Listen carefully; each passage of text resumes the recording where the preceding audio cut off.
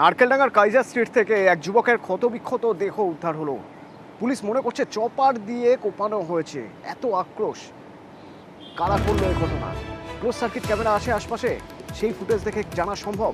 কিভাবে চিহ্নিত করা হবে? আশপাশের মানুষ কি বলছেন জানবো। প্রতিনিধি অনুপ আমার সঙ্গে রয়েছেন। অনুপ, নারকেলডাঙ্গা থানা এলাকা সেই কাইজার স্ট্রিটে কিন্তু একেবারে ক্ষতবিক্ষত রক্তাক্ত দেহ উদ্ধার ঘিরে কিন্তু চাঞ্চল্য। নারকেলডাঙ্গা থানার মূলত এই কাইজার স্ট্রিট, সেখানেই আমিরউদ্দিন আনসারি বলে যে যুবক, সেই যুবককে কিন্তু একেবারে ক্ষতবিক্ষত রক্তাক্ত মৃতদেহ উদ্ধার হয়। সকালবেলায় সেখানকার লোকজন প্রথম দেখে, এরপরে নারকেলডাঙ্গা থানার পুলিশকে খবর দেয়। নারকেলডাঙ্গা থানার পুলিশ ঘটনাস্থলে যায় এবং সেখান থেকে মৃতদেহ উদ্ধার করে। পুলিশ তদন্ত নেমে জানতে পেরেছে পুরনো এই গোষ্ঠীর মধ্যে ঝামেলা ছিল, যার পুরনো ঝামেলার জেরেই কিন্তু এই যুবককে আজকে ভোর রাতে যখন একা পায়, সেই সময় কিন্তু তাকে বেধড়ক মারধর করে এবং চপার দিয়ে মারধর করা হয়।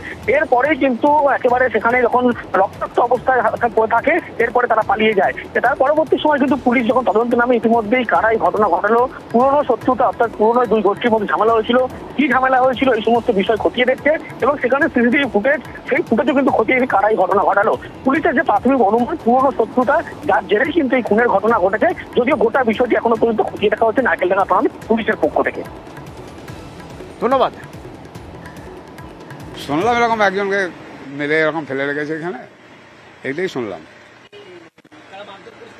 না সেটা বলতে পারবো না, কিন্তু সব আমাদের এখানকার কেউ না, আমাদের গলির মধ্যে কেউ না, কোনো দোকানদারও না, কিছু না, সব ওদেরকে বাইরে না। আমরা দেখিনি তো, কী করে বলবো? আমরা যখন সকালে সকালে খুলি, যেরকম রোজ খুলি, এসে দেখছি এরকম পড়ে আছে,